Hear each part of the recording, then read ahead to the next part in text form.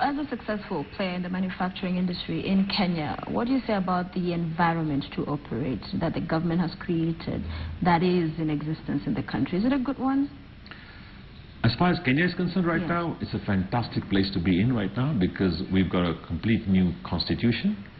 We have a whole new devolution plan where we've got the county governments and we've got the national government. And I think that's amazing because in the past, government would only be focused. We had a government would focus only on Nairobi, Mombasa, Nakuru and Kisumu and all the major places. Today we have 47 counties. We have 47 governors.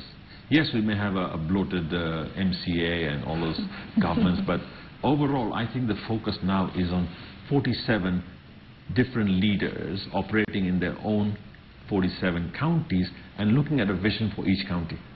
That means we've got microscopic elements looking at their own area and see how to develop them. And all are aligned by Vision 2030 to see where we want to go as a country. So I'm excited to see that this is going to be a huge space that opens up. Although initially they don't have an operating manual again, where they can actually see how to operate from, we're learning that. And I think in the learning sometimes we get a bit of noise and we get angry about it. But I think in the next 5 years, by the time next elections come up, people will have learned better of what to do, what not to do. Okay.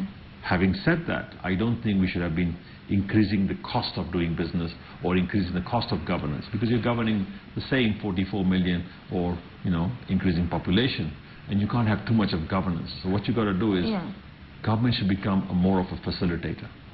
And that's where we need to get that operating system working well. So the cost of doing business is high.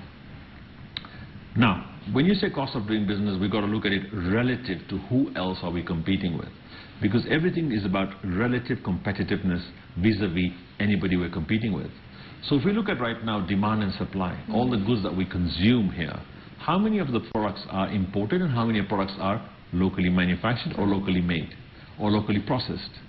In our very clear perspective, East Africa, our services are growing much faster as Kenya, because Kenya is doing much more servicing to its neighbors. So the service industry is growing much faster than manufacturing. And that's a huge area for improvement right away. So when we look at cost of doing business, cost of power, cost of energy, cost of transport, cost of labor, productivity needs to improve there, but also cost of factors that come in. We have a trade regime today which is fantastic. With East Africa community, we've got a full market access into East Africa. Kenya as a hub has market access into the whole of East Africa, which is 150 million people market. We've also got free duty-free access into the entire COMESA, starts from Egypt right up to Zimbabwe. And we've got market access to that market of about 450 million people, which means no tariffs, no duties, if you are manufacturing in Kenya. Now, we're also right now working on this tripartite, which means East African Community, COMESA and SADC coming into it. So we'll open that whole corridor, the whole of Eastern Africa and Southern Africa and North Africa, will open up to that trade agreement. What does that mean? We have market access. Now, we have enough manpower available here who are unemployed. So the opportunity cost is low. We have enough land available, we have enough resources available, and we've got, you know, the market access. We've got a strategic location in Kenya with ports. We've got the Mombasa port, we're trying to develop the Lamu port now. With all those accesses, I think we're going to be in a fantastic position. What we need to do is for people to get up and say, fine, let us look at how to improve productivity of everyone. Government, private sector, everybody. And we start looking at productivity as a payment.